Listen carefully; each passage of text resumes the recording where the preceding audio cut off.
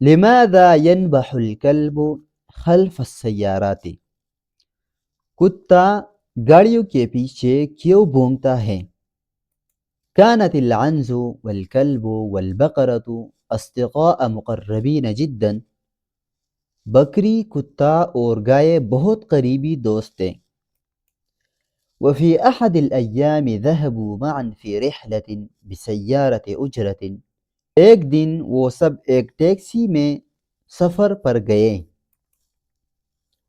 وعندما وصلوا إلى نهاية الرحلة طلب السائق منهم أجرة الطريق. جب وہ سفر کے آخر میں پہنچے تو ڈرائیور نے کرایہ مانگا. دفعت البقرة ما عليها كاملا. گائے نے پورا کرایہ ادا کیا. ودفع الكلب زيادة لأنه لم يكن يعرف المبلغ المطلوب.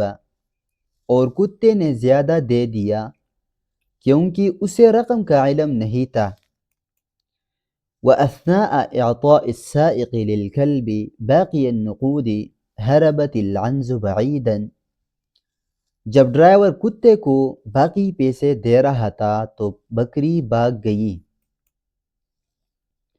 غضب السائق جدا فتركهم ورحل بسيارته دون أن يعيد للكلب باقي نقوده. ڈرائیور بہت ناراض ہوا اور باقی پیسے دیے بغیر گاڑی لے کر چلا گیا.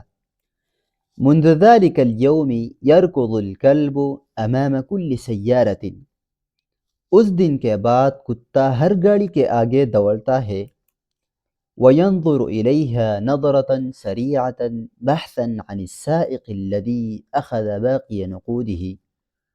اور وہ تیزی سے اس کی طرف دیکھتا ہے تاکہ اس ڈرائیور کو تلاش کرے جس نے اس کے باقی پیسے لے لیے تھے.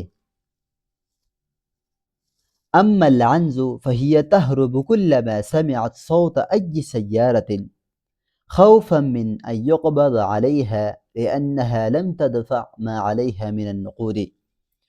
اور بکری ہر گاڑی کی آواز سن کر بھاگ جاتی ہے کیونکہ اس نے کرایہ نہیں دیا تھا.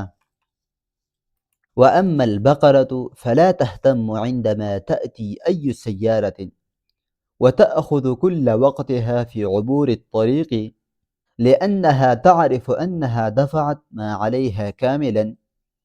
جبکہ گائے آرام سے سڑک پار کرتی ہے کیونکہ وہ جانتی ہے کہ اس نے پورا کرایہ ادا کیا تھا.